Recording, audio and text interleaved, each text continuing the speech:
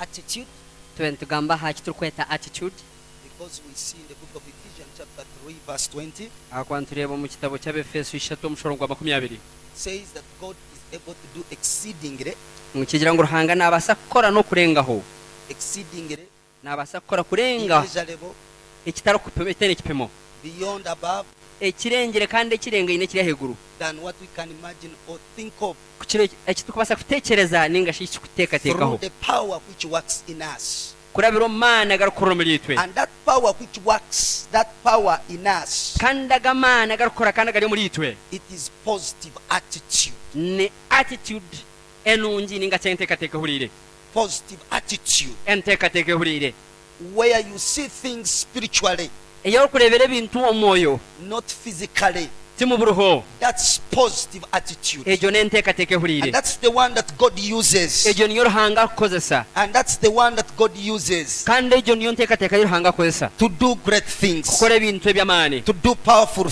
things. ebintu ebikukira amani If your thinking is negative, entekateka yawe yabefire so God will never do something positive. ruhanga tarukore cyamani muriwe. That's why Proverbs 23 verse 7 nicyo kurebera mfumo 23:7 it says, as a man thinks, so is he. ngo ko muntu atekateka buzimana kwari So we are the product of our thoughts. ite turi ebitekateko byitu bikutekateka You can just stand to your neighbor and see the way your neighbor has dressed. hinduka rebe mutahi wawe murano rebe okuyajwara It is the product of the thoughts. ekyo cyarwo mbitekerezo bye It is the product of thoughts. ekyo nikirga ombitekateko bye Just stand to your neighbor the way the neighbor has dressed. hindukira murano murebe okuyajwara It's not the devil. tishitane It's not the Holy Spirit. timoyo rukwera It's your mind.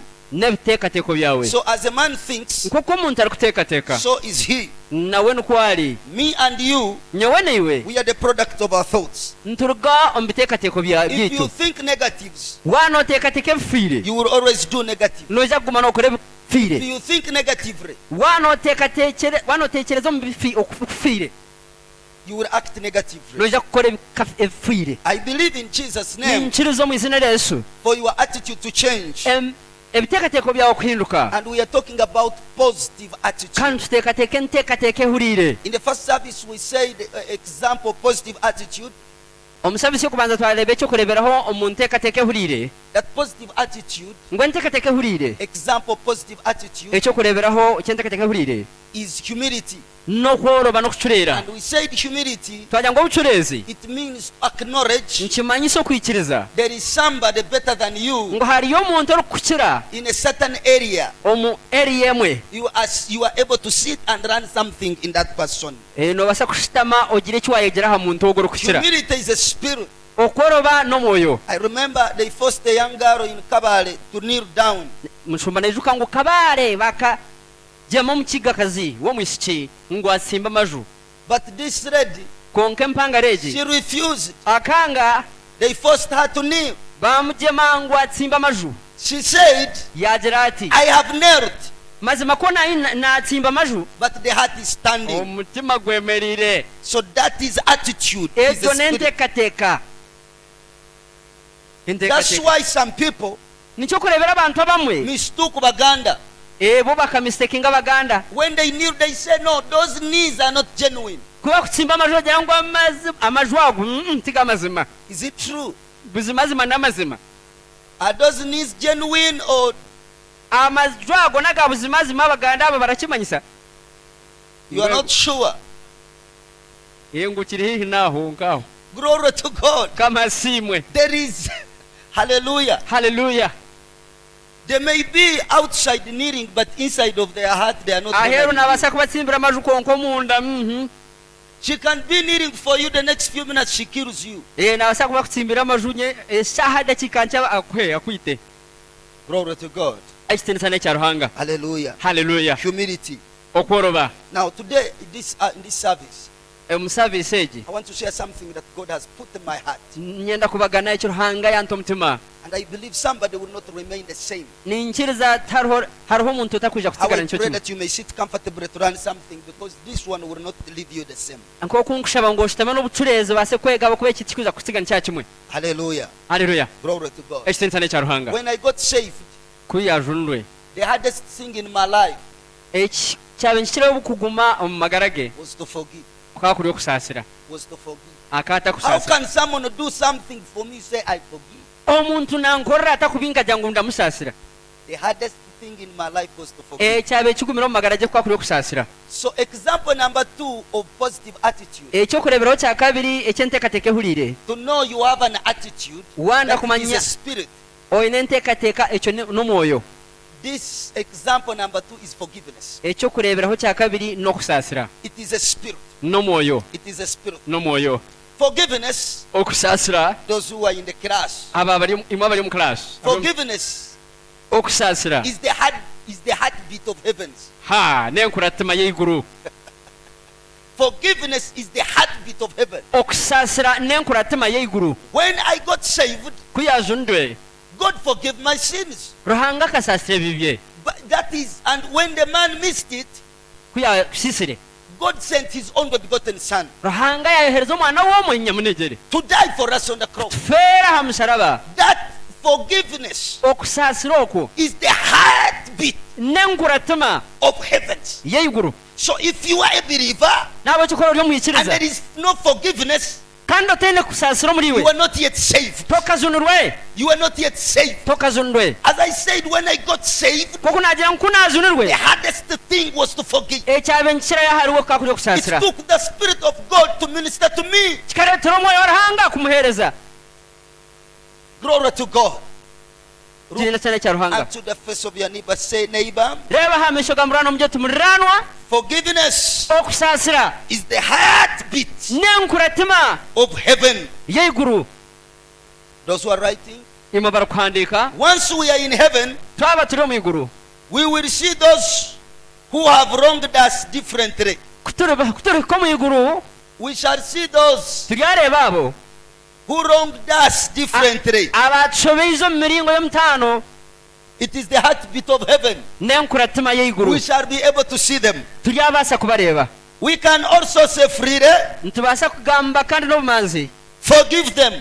obasaasire Father, taata they don't know what they are doing. nangwa tibakamanya tibakukimanya eki barikukora That was the prayer of Jesus Christ. egyo niyo yabeera eshaara ya yesu He said, forgive them. akagira tibasaasire They don't know what they are doing. tibakumanya eki barikukora Ask your neighbor, is there a person who had ever wronged you? buuza muriraano tari omuntu arakushoboize You may pretend and say there is no one. noobaasa kwegiza ogyo otaine owaranshoboize But inside of you know the people who wronged you. konka omuri iwe nooma abantu bakushoboize You know the people who wronged you. noobamanya And you have bakushoboize been holding them. kandi otuire obaine ha mutima But you are missing the heartbeat of heaven.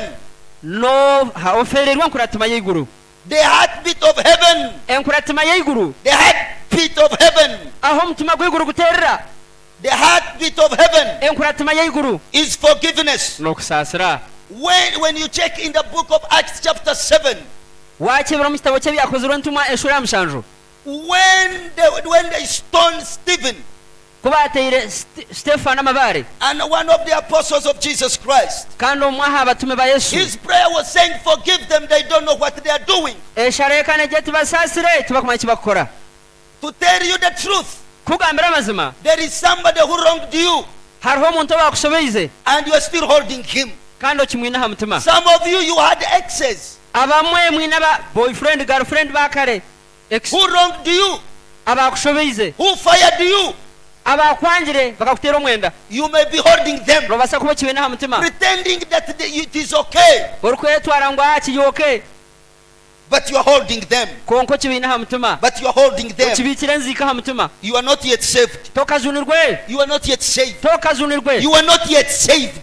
tokazunirwe A sign that you are saved completely, akamanyiso ngu ozunirwe kyarimwe you must forgive. noteeka owasaasira And forgiveness is like this. kandi okusaasira kuri kwemu kuti You speak it freely. nokigamba n'obumanzi Forgive them.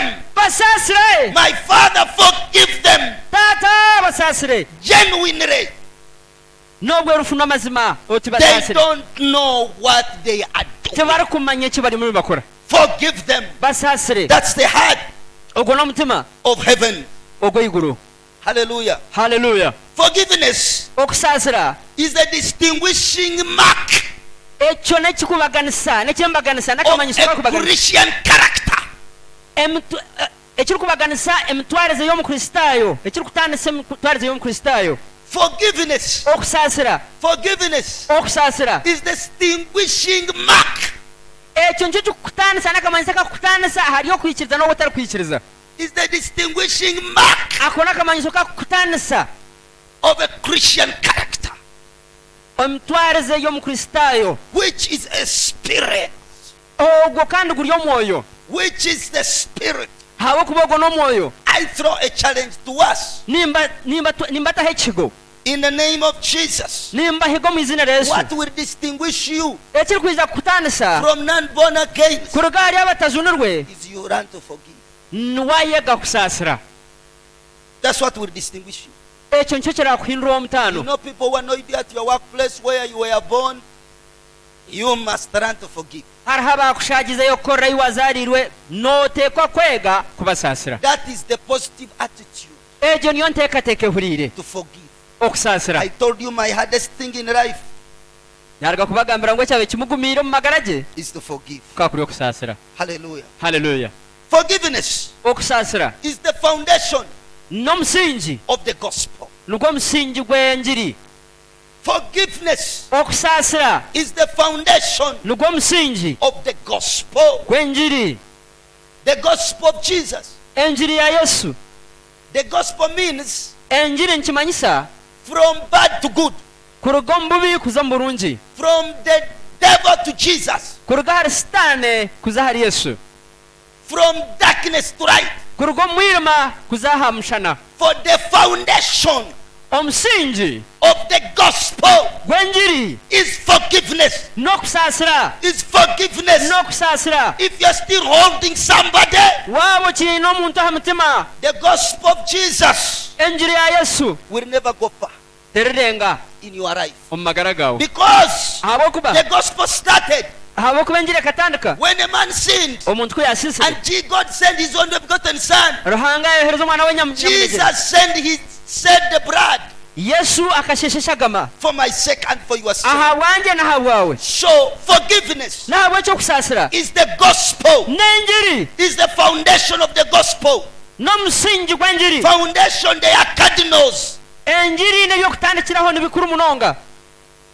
Foundations are principles. enjiri n'engenderwaho. If you want to check how powerful the building will be, wanonda kureba ekizimbe nkiza kuguma kita, you check it with the foundation. n'okiberera aha musingi. If the flat is going to go high, fulaati yaneeza kureeha haiguru, you check the foundation. n'oreba oburingwa bw'omusingi. If your spiritual life, you're going to go high, amagara gaawe g'obukristaayo your wanoga foundation is forgiveness. omusingi gwawe nigwiza kuba kuri okusaasira. Your foundation is forgiveness. omusingi gwawe n'okusaasira. Your foundation is forgiveness. omusingi gwawe n'okusaasira. Your foundation is forgiveness. omusingi gwawe That n'okusaasira. is the heartbeat of heaven. egyo niyo nkuratima y'iguru. That is the heartbeat of heaven. egyo niyo nkuratima The heartbeat of heaven is forgiveness. enkuratima y'iguru n'okusaasira. Without forgiveness, ahatari kusaasira you will be the firewood of hell. neiza kuba enkuze You may be coming to church. okutwira noiza omu You kanisa, may be coming to church, obasha kuba noiza omu kanisa, but you are holding someone in your heart. konka obiikira omuntu aha I mutima. want to be sincere to you. ngenda kubeeraho amazima. You are going to hell. nooza gehena. God is calling you ruhanga nakweta to forgive. kusaasira. Forgiveness okusaasira is like ninka taking poison okunywa obutwa and you want another person to okenda die. kunanka abe niwe yafa.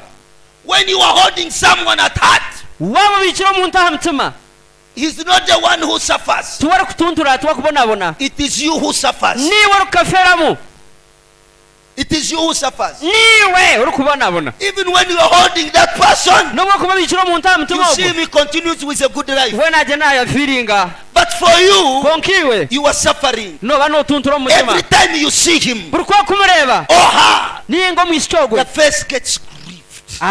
ohurira mbwenu waasirwa kubi, And you start having pain inside of you. otandika kugira obuhinza mutima omu mutima gwawe. Let me speak it again. kankigambe Forgiveness okusaasira is like ninka taking poison kunywa obutwa and you want another person to die. okenda ngu nanka abe niwe yafa.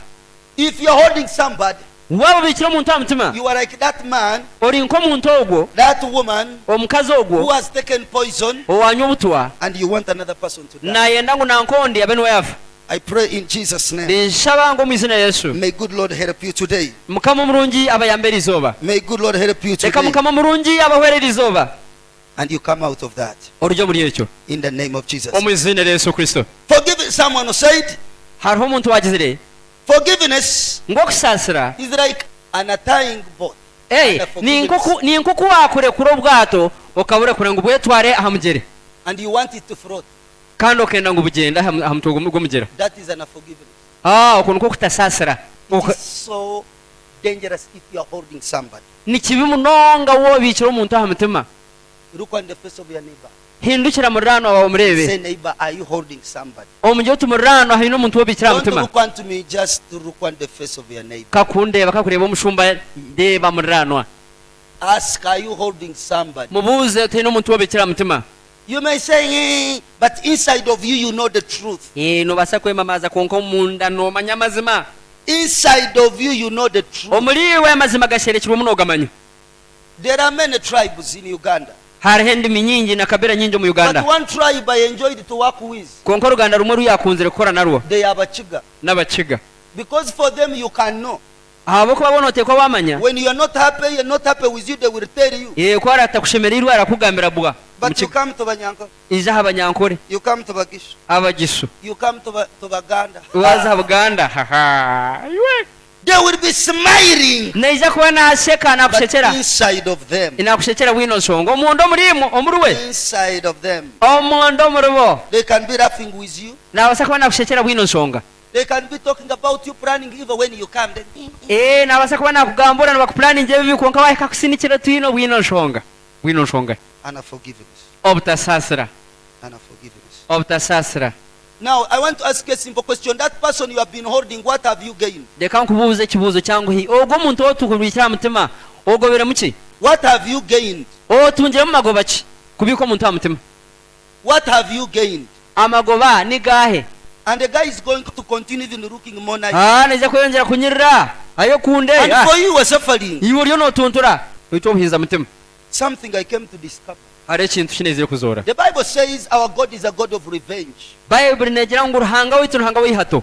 He wants to revenge. naba nayenda kurwana ihato He wants to revenge. nayenda kuturwanda But ihari every time konka burundi he wants to revenge, kwakuba nayenda kurwanda ihato destroy that person, nayenda kutwekyereza ogwo muntu he finds you holding him in your spirit. ashanga omubikiramu ha mutima gwawe ha mwoyo And gwawe. when he's going to destroy that person, he's going to destroy you. kwakuba naza kutwekyereza areeba niwe naza kutwariramu. So those people, God has not done what he was supposed to do because you have refused to release them. aba bantu ruhanga tabacwekyereize ahabwokuba yangire kubiha mutima. Those witches who have been bewitching you, aba baroga batwire nibakuroga you know them. nobamanya. God wants to do something. ruhanga nenda kugira eki yakora. Forgiveness okusaasira is not an option. tariho kintu kyokubaasa kukora It's nooteeka a basaasira mandatory niiteeka of every believer. buri mwikiriza nooteeka okusaasira. Let me speak it again. leka nkigarikire Forgiveness okusaasira is not an option.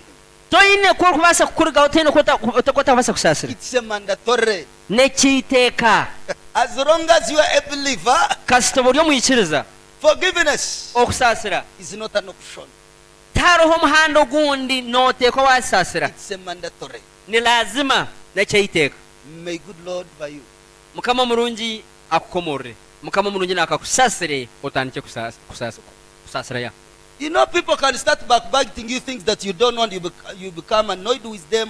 abantu babaasa kugambura ebintu byotakumanya hati otandike kunyiiga onyiizire ofube obe muzibu. This is the serious thing. egi n'enshonga nkuru. You know, when I was coming, when we finished the first service, I went to pick some people. And when I was coming, in the corner, someone was having a space and was having a bigger car. Then he came. I said, go behind a little bit. She refused. She continued coming in front. And to check is the person who at a certain point who didn't have what to eat. And we sacrificed. And then it was taking me back. But I remembered, forgive. yejuko ugo muntu wamushagize n'wana ndakumarabaho kwe kigambo cyamwizera ngo usasira It's pain. ni kisasa konka note kwa wasasira note kwa kusasira And the person was even my interpreter. kandi umuntu ogwa karabireho umuvunuzi w'emazima Like this one. ngogo nka wenyine ogo nkanye note kwa wasasira. Then I remembered those moments. yejuko bwirobo mazima mzee yijuka kushabasi But you have to forgive. konka note kwa usasire. Look on the face of your neighbor. Say, neighbor, you have to. reba hindukira murano mugiro tumurano note kwa kusasira. You know, such a message, there are few amens. nomanya obutumwa bumwe amen zimwe nizibazirinche amen. Ask a lady who is near you. If she was disappointed by that man, did you forgive surely? buze mpanga rukuru hehe kwaraho umwami You wakukiri know, when you are the one who disappointed, you feel okay. wani watera umwenda none hora ya kiri okay. I told one of my daughters, I said, when you see the guy is about to go, be akagabo the one to mwana jump it out fast and then you keep bragging. I'm the akamujya one tuware who bayaza fired kutera umwenda bani wambanza yo pim tero mizere you. You will keep bragging. nuja gumano yewana It was me. ninya namutera umwenda taraguntere You, if that person who disappointed you, kora njuko ngo muntu wakucire ntege you know how much you invested in that person. ubwo wakunagira hono ijuke sente zo wamuteremo When you think about him, what comes in your mind? ko kwijuka ko kumwijuka hiza kimaze umagaraga wombiteka When you think about that person, what comes in your mind? ko kwijuka ubwo nenche kwizo mbiteka teko byawe mwene. When you think about that person, what comes in your mind? ko kumwijuka go muntu nenche The kwizo time he mbitekerezo wasted, your money that you put, what comes in your mind? obiro byasese sente zawe zuwatirire muwoka When you think about that girl you proposed and refused, what comes in ko your mind? kwijuka go wagambira kanga hiza ki umbitekerezo. When you hear she's going to get married, will you sow a seed? uwaza kura unaza kushwerwa niza kutamwensiko zawe So, you were able to see whether you forgive the person or no not. te no aho no basa kureba obo muntu buzima kamusasira ninga inga Forgiveness is a spirit. okusasira no moyo Ask your neighbor, how is the sermon? buza murano tumwa buri buta message ryeta Can you attend the wedding? no basa kwija mazima kutaho bugenyi bwe. Oh, when you see him marching, you remember you are like, oh my God. wareba wedding match That would be me. So, kogo kuri arinye but that's a reality.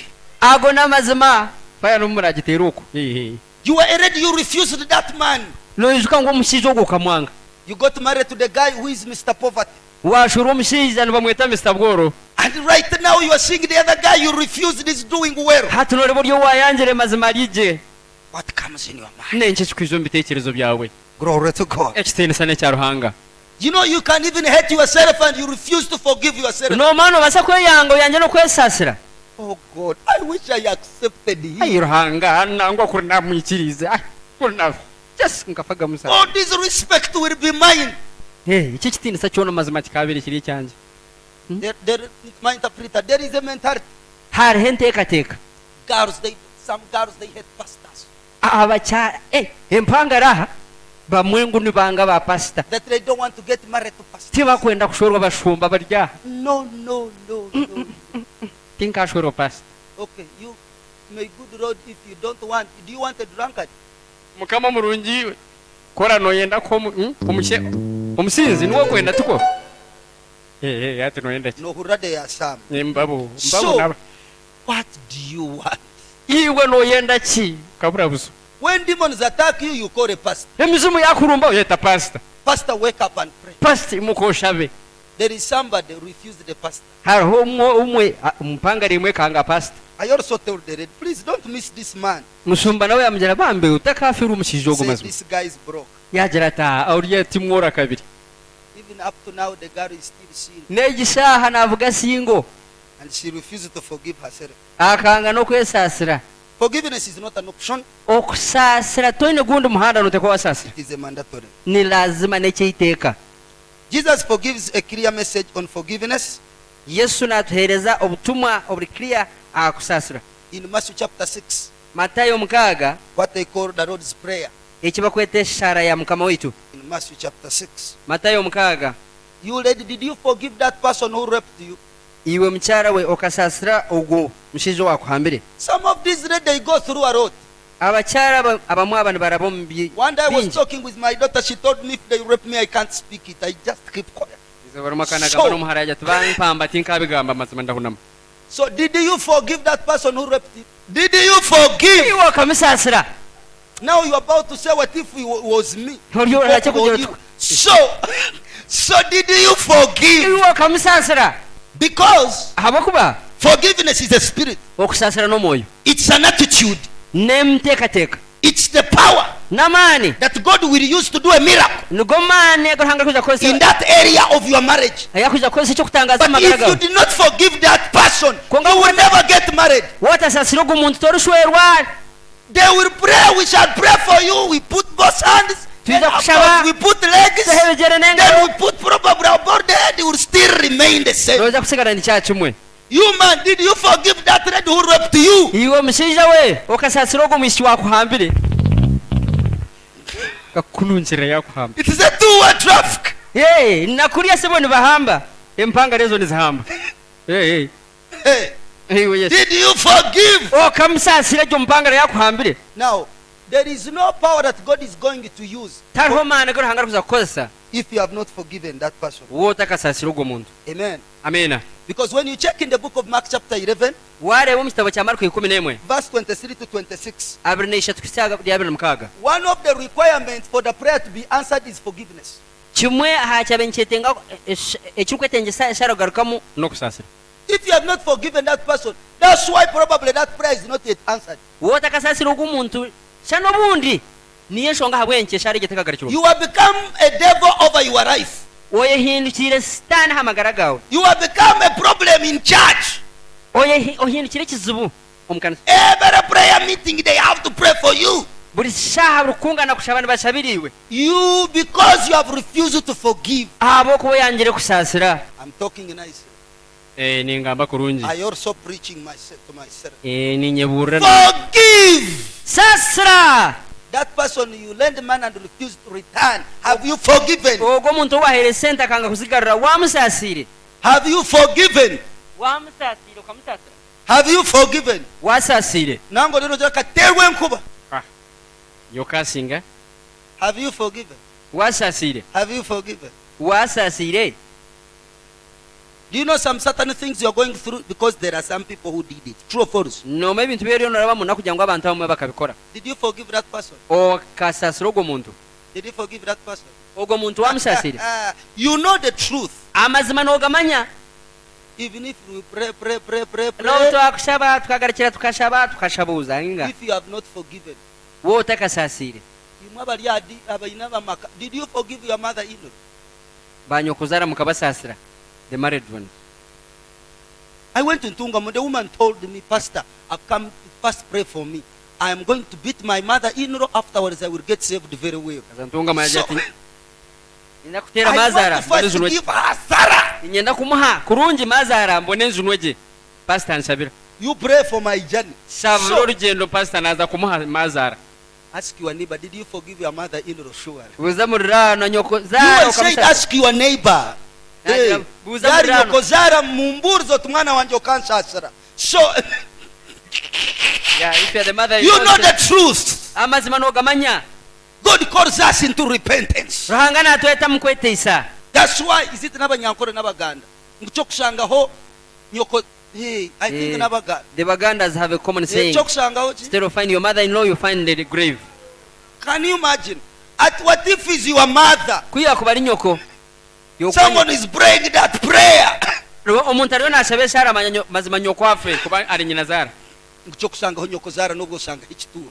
So glory to God. ekitini sane kya ruhanga God calls us to forgive. ruhanga natweta ngu tusaasire It is a requirement for the prayer to be answered. ni kikuru munonga kugira ngo eshara zawe You can zigarukemu give seeds and do all other things. nobasa kusiga ensigo okora ebintu byona Because this power of unforgiveness. abo kuba amaani aga g'obutasaasira I nibija prayed kukwata with a red for 4 years, akashaba n'omukukyaro omwe kuheza emyaka ena nsumbi believing for the husband. arikwikiriza ruhanga ngu amuheereza omushaija Hey, omwami pe I fasted. I yasiiba said, God, let me know the reason why. yagira ati ruhanga reka manye ensonga habwenki God told me this red. ruhanga yamugira ati omukukyaro ogu tarasaasiire I said, huh? ingaha kandi byakamba There was her uncle, hakariho anko we Nyinarimi. There was a maternal uncle. He raped her Oh, akamuhamba. and broke her virgin, and she hated men. Ubu nyina ari minwa mbandizeho akamuhaho cyo bucyara mbwenu yayanga abashija bona. I said, sister, God has told me there is someone who raped you. Yanjye sister ruhanga yangira ngo hariho umuntu wakwambire otwire omuhibikira mutima And his relative. kandi n'umunyabuzari. God is saying forgive. Ruhanga nagira ngo sasira. She cried, then she opened up and told me. She said, I never shared this one with you. Akarra yayere kurajya teki tinka kibaganagana muntu wena. Ask that lady next to you. Buzo mucyaro gwo kurihi. Were you raped? Iwo kahambwa bakakwambaho. Of course they will say no. Tibakaba Or they will cyagamba. keep quiet. Ninga nshindi But bihuna they bye. know the truth. Na mazima nibagamanya. You know whom you are holding. No manyo wo bikira mutima. Enzikejo no jumanyaho yo bikira mutima. God is calling you to forgive. Ruhanga nakweta ngo usasire. Okay, you are holding someone. What have you gained? Obikira umuntu amutima nahabo cyo ugasirwa ki? The Uganyiba. guy is looking even more nice. Na yongera And you are kushemera. becoming worse and worse. Iyo no yongera kusisikara kimwe. You are even fading. Uriyo wena no fadinga. You were chocolate color. Now you have become dark blue. Iyo uko yaho nubona bonyiri mukonga to hindukire bururu eri kwiragurira. God is calling to us to forgive. Ruhanga natweta ngo tusasire. Forgive. Sasira. Many ladies have been raped. Abacyara benji babahambire. I was counseling a couple. Akana humuriza This woman said, abafumbo. Pastor, I'm tired. My husband has been raping me for the last 7 years. Omucyara akajya ati banyatwire na mpamba kweze myaka mushanje hwi. Said, what do you want? Nambuza ntunoyenda ki? I am tired of this life. Amagama garanga ruhire. Some of the people who are married are being raped. Bamwe habashwerine. And they have choose not to forgive their husbands. Abacyara bamwe bahambwa umbushwere kandi bacurimo butasasira bibabo. Some people want to get married. Others, they are being raped. Bamwe benda kushwerwa abandi baryumba bahamba. Ubushe kinene. Kama simu. Forgiveness is a spirit. Okusasira no moyo. It's the one that God will use Ekyo nicyo ruhanga rukija kozesa. as a power Nkamani to do a miracle. gukora icyo kutangaza cyawe. When that lady forgave the uncle, Omucyaro ogwo kuyasasira nyina in 3 rebe. months she got a husband to marry her. Omumezi 3 yatungibaho kumushwera. Some of you, Abamwe harimwe. some prayers have been not answered Enshara zanyu zimwe zitwire. because you have not forgiven. Hawo kwatoka sasire. You want the anointing? Noenda amashita. The anointing will not come Amashita tikakuza kuyija. because the foundation of the gospel, Ahabo kwa musingi gwenjiri. the foundation of the gospel, Amusingi the gwenjiri. heartbeat of heavens is Enkuratima y'iguru forgiveness. no kusasira. So how do you want the anointing to come? Noenda amashita gize gata. You haven't forgiven. Toka sasiraga. You haven't forgiven. Toka God sasiraga. is calling to somebody here, forgive. Ruhanga nyine umuntu wakweta ngo usasire. And things will change. Ebintu nibija kuhindukira. Things will change. Ebintu nibija kuhinduka Some habaho. of you were raped by your cousins, Bamwe harimwe bakizibwe banyu bakazi nabo bakaba raping. relatives, but you don't want to speak. Abanyabuzare But this is bakabahamba yet you are God and forgive. God will set you free. hati gendo sasire ruhanga neja kukomora. I've been in deliverance. Atwira ryo umushabo ko kukomora. I've been in the ministry of deliverance. Mushumba twira umuhereza bwo kukomora. There will never be deliverance without forgiveness. Tarabaho kukomoroka ahatariho kusasira. It will never. Kiribaho. It will never. Torire bakomoroka ahatariho kusasira. So forgive. Ntabwo icyo sasira. When you see them like this, Ko kubareba na mishoti. when you think about them, Ko kubatekerezaho. false beliefs Enyikiriza zifire. that makes to seem hard to forgive. Ezukuretera okusasira kwarebeka nko kugumira. These are false what? Ezo nenyikiriza zifire. Some people no longer want to write. It seems for them they have been walking in. Abamwe tubakenda kuhandika nkirebeka bo mbweno baheze. But false beliefs that makes it seem Enyikiriza zifire ezikuretera okusasira kwarebeka nka hard to forgive. nko kugumire. Kusasira kigumire. Ejenteekateeka ejo. Those false witness, false. Ezenteekateeka ezifire. There is a false belief number 1. Hariho enyikiriza efire eyokubanza. We have to forget. We have to forgive and forget. twine kusasira kandi tukebwa That's wrong. ekyo tikiriyo When you forgive does not mean you have forgotten. ko kusasira kikumanyisa ngu wayebwa No, thank you. webale konkainga. Under that, God is able to forget according to Isaiah 43. God is able to forget ruhanga nayabasa kwebwa according to Isaiah 43, kugira hari ishaya 43 verse 25, umushorongo gwa 25 and Hebrews chapter 8, verse 12. n'abaheburu 8 umushorongo 12. God can forget, but for us it is hard to leave our memories. ruhanga nabasa kutusasira konka ticya Ayebwe. abiyebwe konka tibikurugamba ibitekerezo byitu. For us it is hard. No one should lie to you that if I want to know, I forgave you, now I forget. That's a lie. Ekyo nekishuba nibigumayo ito ntusasira konka bigumayo ko byeshere kiruko. But you are able to pray prayer he doesn't know. You know in the heart. No basa kushaba no manyu mutima gwawe. It is okay for us to forgive and remember. Kishire yito kusasira kandi tukijuka. Yeah. It's okay. Shina shonga. Sasira konka But I remember what you did. nkakusasira konka nikijuke kiwakoze. The truth, did you not rape me? Don't I remember? Are you sure that thing it will be a lie kugira ngo umuntu kiyakwambira utina tinkizuka? Ngwe nama nekishuba ngu ugumuntu when he defiled you, they forget. Under that still, we know we have forgiven when we can be remembered of the facts. Ntumanya ngo ntubasa kusasira twantujuka amazima. But these facts are no longer hard us. Konka amazima agatiga kitusasa. They are no longer. Tiga kitusasa namazima kukonka tiga kitusasa. Is there somebody who is getting something? Arho muntu yine urukwega yine jana ayega makantu. Ask your neighbor. You do remember someone who annoyed you last month? Kuzamurana nojuko muntu waku nyigize kwezo kwa hoire. Do you remember that person? Or even this month you remember? Nojuko muntu nobwa ko kwezo kuno. Yes, it is okay, you can remember the facts. China shonga namazima nabasaku yijuka. But these facts are no longer hard us. Konka amazima agatiga kitusasa. Whatever they did. And you see, to know it is a spirit. When this person who annoys you, when you see him, there is a way you feel. Kumanya ngo nomwoyo ogwo muntu uri kumenya cyakoze ko kumureba hine cyo kuteka nango no kuba musasira. We forgive and do what? Ntusasira kandi tu ebwa. We can't forget. We can okay to remember. Ntusasira konka. But the facts cannot hurt us anymore. Ntusasira tuturukweba konka agomazima tinga gatachi tusasa kandi. Life has become what? No more. It's okay. Nembera hati ne yabutosha. It's okay. Kiri okay ya. Life has to go on. Magarani kate kugenda mumisho. Bosiko kufera umwana no gumombe tu. Now when you lose a child you stay in the graveyard. Chikabaho chabaho life has. It happened, you know, life moves on. Some people have refused to forgive corona. So banjira kusasira corona. Glory to God. Extinsa ne charhang. Ephesians number 2. Enteka teke fire. Twaka namba yakashatu. Ephesians number 2. Number the 2. Other one was number 1. It has number 1. Hati twaza namba ya kabiri handika.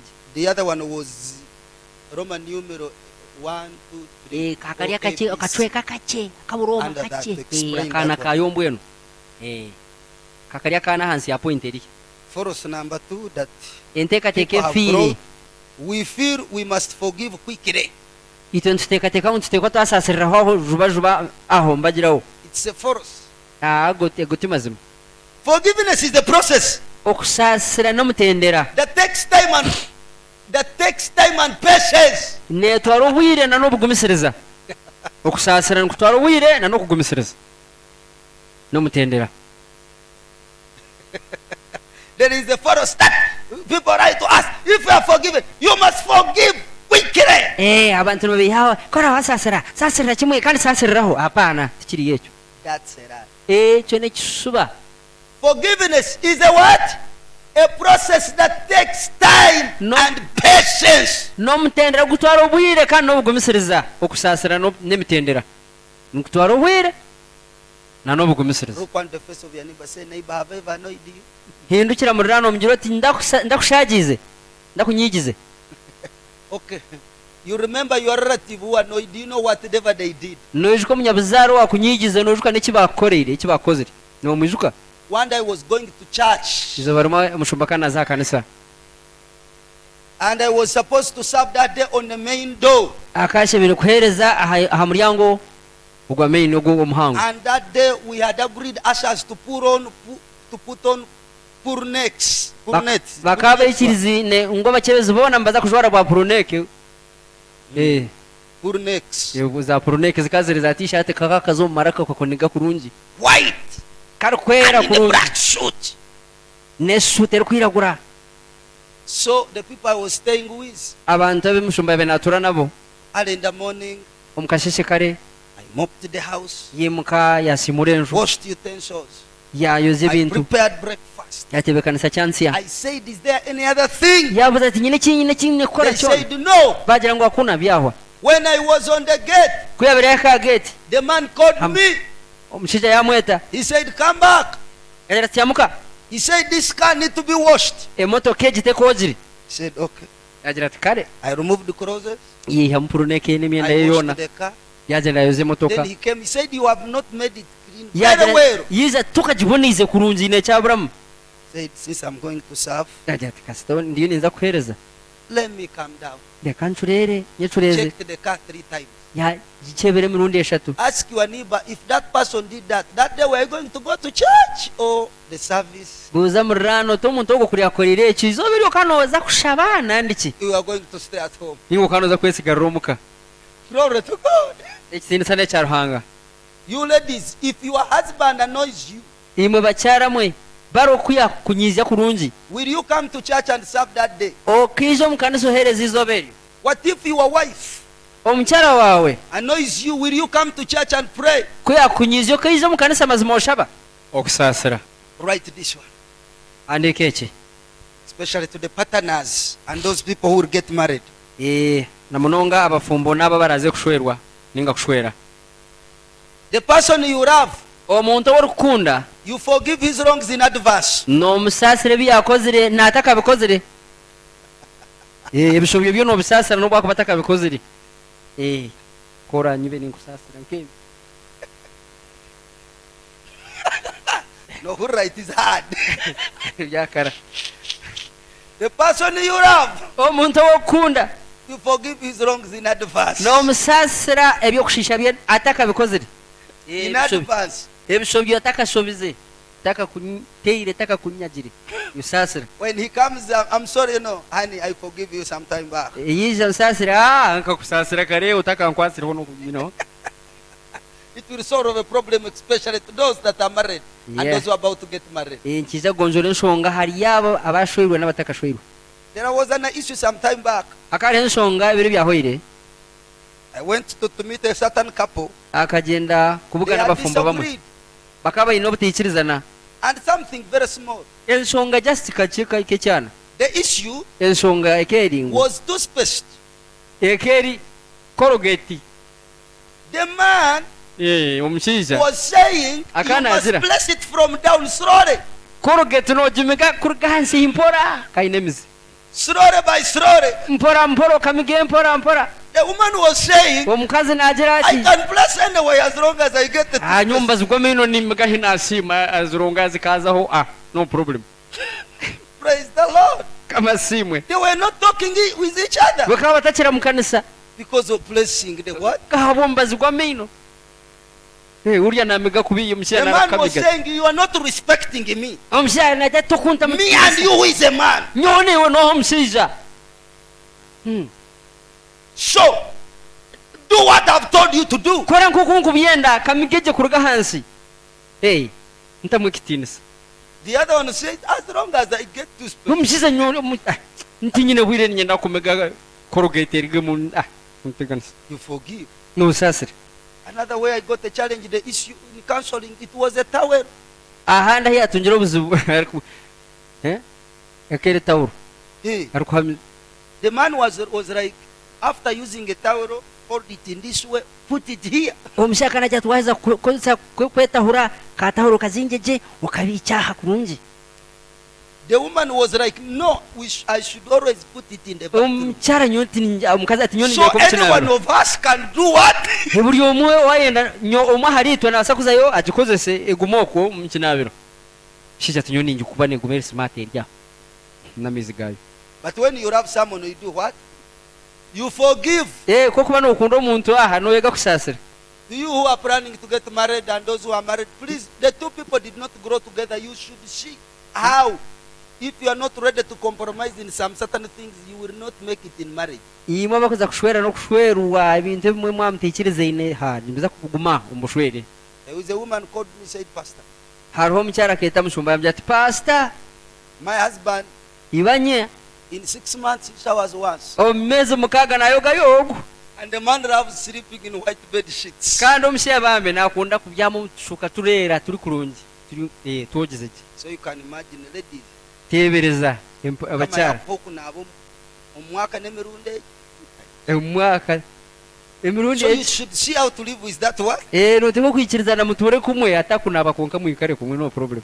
Praise the Lord. Kama simwe. Konkano ega kusasira. Yeah, you learn to forgive. Kano serekera omusija wawe. You should not Don't go and dispose. address, tell people you are. Utakaza kugambuka banyita kunaba. It's not good. Hallelujah. Kama simwe. Tutandika kugira mukama mpereza amagezi. Yeah. Sweetie, today I want to shower with you. At least you will change. Glory to God. Kama simwe. Hallelujah. But what? Hallelujah. Hallelujah. Forgiveness is a what? Okusasirwa no moyo. Which requires us to have a what? Ekiri kutwetengesa. Is that point clear? Ekyo point yatahamu. Hallelujah. Hallelujah. The last false belief. Shonga ya muheru efire entekateka efire. Point ya muheru. We believe if we forgive, ntwikiriza ngo twasasira we must reconcile. ntutekwa kugarukana. That's not true. Ekyo timazima. It's a false. Ekyo kifire nentekateka efire. It's a false. Nentekateka taliyo. Forgiveness and reconciliation are two separate concepts. Okusasira no kugarukana n'entonga ibiri z'omutano. Never you mix them that if I forgive you, we must reconcile. No. If you stole my money, I've forgiven you. Does it mean again I give you more money? No, thank you. Kora wabere sente zanje nkakusasira rero ngarike nguhereze yapana. I asked it. A man went, talk all nonsense, disappointed her. They were still girlfriend and boyfriend. Afterwards, the guy came back. They ready to forgive. The guy, again, he left her. He came back. The third time, I told the girl, you are the one who is stupid. Umusigaza akaguma na shagizo mwishiki namusasira ogwa muheru gwakisha twagarikire mushumba kamjya ati niwo mutumbavu ubaso utakusasira ukasasira. What do you want? Wasasire no mugarikira habwe. He said that if I have forgiven him, we should reconcile and go back. No, thank you. There is a saying in Banyankore bachiga ngo tagarikire bitana chenkembwa. Saying in Banyankore, not you don't return to vomitus like a dog. Tell that lady tagarikire bitana chenkachi. Hey, don't return to vomitus like a dog. Hallelujah. Hallelujah. Right under that. Handika ahansi yaho harakana akana hansi yejo point. God separates the two. Ruhanga na atanisa ebi byombi. First we repent. Ekyo kubanza ntweteisa. Then we can enjoy the fellowship. Dero tubana kunyumirwa okuterana. Under that. Ahansi yaho harakandikana. The scripture requires us. Ekyahandikirwe nkitwetengesa. To forgive. Kusasira. Reconciliation. Okugarukana. Is an option. Ekyo unconditional. Nentwamu kandi. And condition. Notekwa kuchikora ningashi lazima notekwa wachikora. Condition. So the Bible requires us. I repeat. The scripture requires us to forgive. Ekyahandikirwe nkitwetengesa tusasire. Reconciliation okugarukana is an option. Ekyo no basa kucamu ninga no rera no basa kusasira ningo obure kutasasira. And condition. Kandi haraka kwakuruzo rwagati na gati yaho. Yeah. The scripture requires ekyahandikirwe nkyetenga ikituragira kusasira. But reconciliation konko kugarukana is an option. Kiri haliwe and condition. I'm reconciling with you, but this. If you are not ready, nikirana niwe hali ekyo konka ko teteka kanise otyo nkurebe nkomo. Is that point clear? Point ejo ataham. If that boyfriend annoyed you, ogo boyfriend akora yakunyigeze, you forgive him. what he did. ni umusasire But to byakoreye reconcile with him konka kugira ngo umugarukane is a what? icyo kiruhaka It's an kwakurizo option and Yeah. has condition. icyo no ikirihariwe konka kiriho n'akakwakurizo There are even fines. harimo na za fayini Reconciliation, right? okugarukana handika Reconciliation requires repentance okugarukana nkwetenga kweteyisa on the part aha kicweka of the one who has done wrong. aha ryogo oshobize aha bwogo oshobize nihatekwaho kubaho kweteyisa Hati, you know there are people who are stupid. hariho abantu abaye bari abajega Someone omuntu omwe raped you, mazima akakuhamba and then because Hero. I've been holding you, habakotwire omwine aha mutima and then you go before him and you are like, you did this, but today I've forgiven you, and you are not the one who should repent. iwe omuntu akushagize rero zeyo hati You should be the one to repent. uwano washemere kweteyisa tibukuza kumweteyisa kandi we yakushagize Should be the one to repent. oriya kikushagiza niwashemere kweteyiseza That is Matthew chapter 18, matayo 18 tushangwa muri matayo 18 verse 15 to 17. omushorongo 15 kucyagwa 17 Matthew chapter 18, matayo 18 verse 15 to 17. 15 kucyagwa 17 omushorongo Yes, my reader, read that verse as I go. omushomi shoma omushorongo ogwo ndikuhendera Are we together? Did you get something? aine kiwakwasamu Or you are lost? ninga wabula It reads, Mm. If your brother shall trespass against thee, go and tell him his fault between you and him alone. If he shall hear thee, then you have gained your brother. But if he will not hear you, then take with thee one or two more, that in the mouth of 2 or more 3 witnesses every word may be established. And if he shall neglect to hear them, tell it to the church. But if he neglect to hear the church, let him be unto thee as an heathen man and a publican. So, dear children of God, nabo ekyo abakundwa abana baruhanga if someone wronged you, omuntu kwara bakushobize you wronged someone, go and ask forgiveness. kwara And bashobize omuntu for you, genda you do your omusaba part. Even if he refuses, it's okay. genda kore cyawe nobo yakwanga kine shonga Now, your husband slaps you.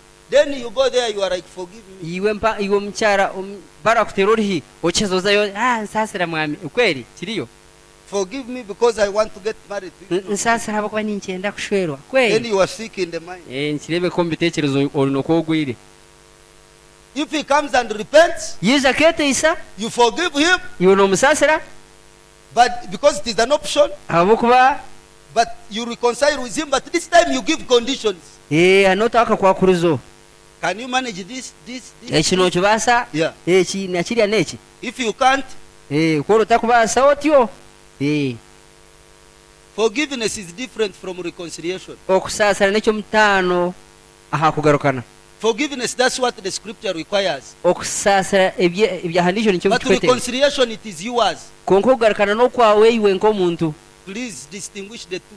nahabwekyo iwe taanisa bibiri ebyo hari ebyo kiina akakwakurizo If the guy fired you, omushaija kwara yakubingire you yakwanje forgive him, you are n'omusasira not holding him at heart.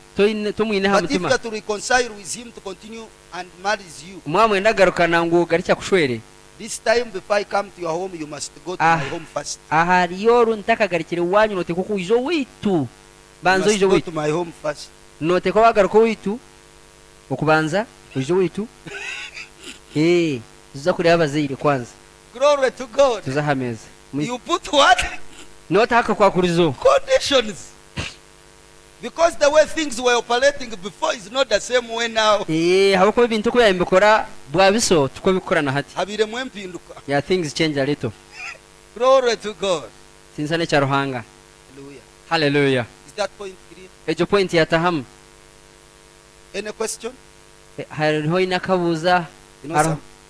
some- kwakubahinira ekibuzo sometimes we are not used of people asking in church. umwe obutamanyirira abantu kubuza omu kanisa You are used of praise the Lord. Hallelujah. nobamanyiraga mani Hallelujah. They scare you. bakukangakanga mwaho ejo niyo ngiri gitumanyirire kaho hamani You think the Spirit of God is in shouting. nogera ngo umwe warahanga ryo mukutera urwari urushowa kangu nyamisho Glory to God. sinisane cya ruhanga haleluya see recently, izo bire bihwiraha I wish she was around. kuri She wa has birori gone. yaha Dr. Florence was not feeling well, so she called me. I moved that. It was around 11. I drove to her home. Dr. Flora kana shasha yavuga mushumba yavuga yazowe I reached there. ko yashyikireyo That was sad. bari urakana I took right to there. twaranka dakika ibiri yashabaho I said, yamye ati cyaho yagambira Dr. ati cyaho I left. God has healed. yayegerera Then for us Yeah. was disappointed with me. aho akacweka intege tubona He said, mazima this demon that I had, they needed more prayers and round. ije mizimu y'inaba nyine nalende shara kandi zo rwari In the name of Jesus, come on! ngaho Not those ones. ngezo tinkezo wapi Glory to God. mazima It's not the shouting, ati rwari urukusimbura it's mizimu the anointing. n'amasita Then the next day I felt I needed to check. I called her. She ekiro said- cyakora she told turakajya me, Papa, the truth of the matter that night. tingacweka intege aho turashabira These munonga demons needed like 3 hours ije mizimu zikanira mu gishanga isatwaho tera urwari aha and shouting. uri kutera urwari No, nanye nkahurira ngo wasaba hallelujah. haleluya Tell the person next to you, I'm sorry. fa kusasira And your prayer and my prayer, they will be answered. rero shara zawe zibone kugarukwamo In the name of Jesus Christ. mu izina rya Yesu Kristo Hallelujah. haleluya Hallelujah. haleluya Hallelujah. haleluya Have you forgiven that person? omuntu ogwo wamusasire You think I can pray for you to forgive? No, it is your choice. notekateka mupapa naza kushabira ngo osasire kiri hariwe n'entomu yawe we comu